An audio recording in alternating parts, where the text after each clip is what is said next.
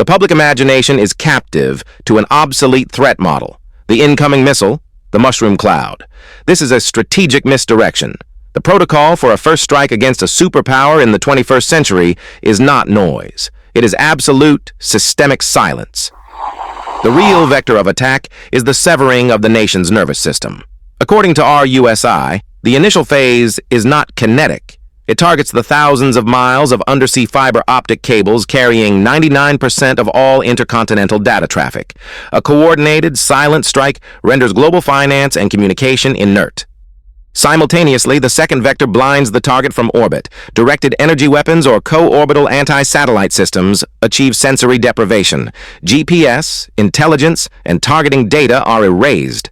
The kinetic cost of retaliation becomes infinite because you cannot strike what you cannot see.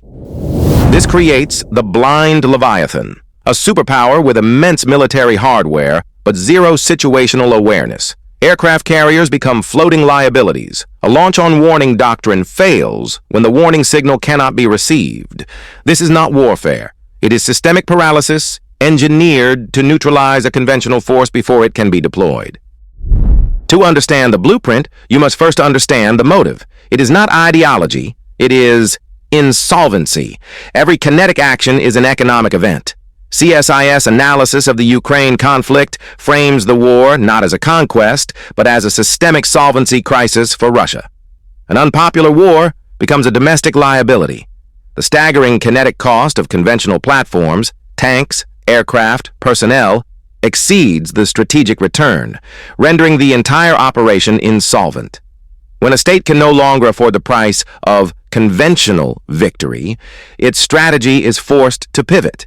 It must abandon expensive symmetrical attrition and seek asymmetric leverage. This is not a choice. It is a mathematical function of weakness.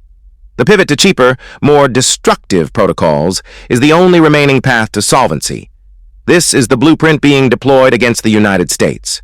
Isolate, insolvent, escalate. The math of modern warfare is broken. According to analysts at RUSI, the Royal United Services Institute, we are witnessing a complete inversion of kinetic cost.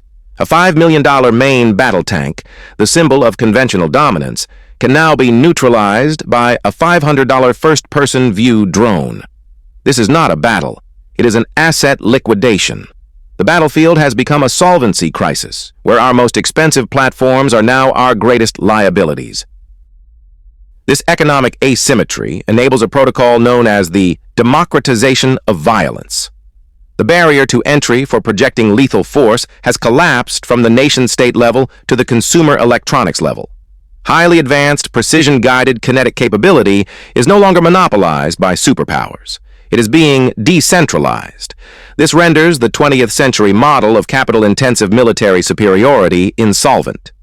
This is a feature, not a bug, of the new strategic environment. The blueprint is active.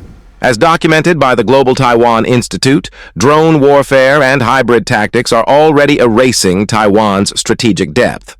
This is the test case for neutralizing a superior force through economic attrition. When a nation's conventional tools are rendered systematically ineffective, when their kinetic cost exceeds their strategic value, the entire deterrence model collapses. The solvency crisis on the battlefield accelerates the timeline toward a launch-on-warning posture for the only asymmetric lever that remains. The State Department's travel advisories are not for tourists. They are battlefield maps. These do-not-travel warnings, now active for 22 countries, represent the formal designation of gray zones, areas where U.S. conventional power is no longer solvent. These are not failures of diplomacy. They are designated proxy laboratories. Within these zones, systemic attacks are staged and refined at a low kinetic cost. According to CSIS analysis, these regions serve as incubators for asymmetric warfare models. The objective is to stress test the economic and military breaking points of a superpower's global influence without triggering a full-spectrum response. This is a controlled demolition of the post-war order, one proxy conflict at a time. The blueprint is simple. Tactics perfected in the gray zone are then deployed against core strategic assets. The drone swarm protocols currently shrinking the Taiwan Strait, as documented by the Global Taiwan Institute, were not developed in a vacuum. They were battle-tested in these unstable regions, proving their capacity to neutralize high-cost legacy platforms. The existence of these staging grounds is the ultimate confirmation of the superpowers paradox. As conventional instruments of power are proven insolvent in these proxy laboratories, the system accelerates towards a launch-on-warning posture for its final, absolute lever. The math is irrefutable. Strategic weakness, cultivated in the gray zone, is the primary accelerant for nuclear escalation. This is not a sideshow. It is the countdown. The launch-on-warning protocol is a systemic failsafe designed to prevent a successful decapitation strike. The logic is irrefutable. If early warning systems detect an incoming kinetic strike, a retaliatory launch is initiated before the nation's own arsenal can be neutralized.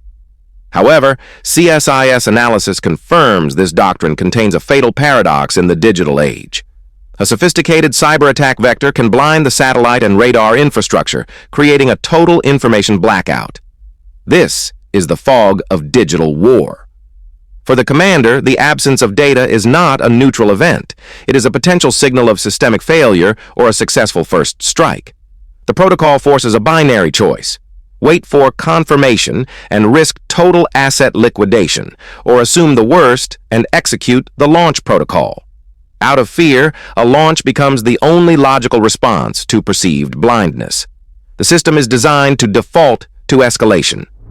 The warnings from financial insiders like Diamond and Dalio are not market analysis. They confirm the managed decline of the dollar debt system.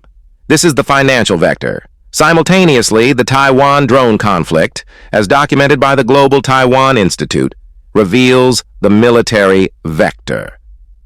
Cheap, asymmetric weapons are rendering expensive legacy platforms insolvent. The State Department's expanding "do not travel" list is not a warning. It is a map of this systemic retrenchment. These are synchronized attacks designed to induce strategic paralysis, creating the superpowers paradox. As conventional power is neutralized, the probability of deploying the ultimate asymmetric lever does not decrease. It becomes a mathematical certainty. Strategic weakness is the primary accelerant for launch-on-warning protocols. Therefore, expect a calibration shot within the next 12 months, an attribution impossible event to measure systemic fragility. According to CSIS threat models, the target will be economic, a cascading blackout of the digital logistics and customs clearing infrastructure of a critical U.S. port, like Los Angeles. No kinetic signature, only the silent systemic seizure of the supply chain. This is not a test of the response. It is a demonstration of insolvency.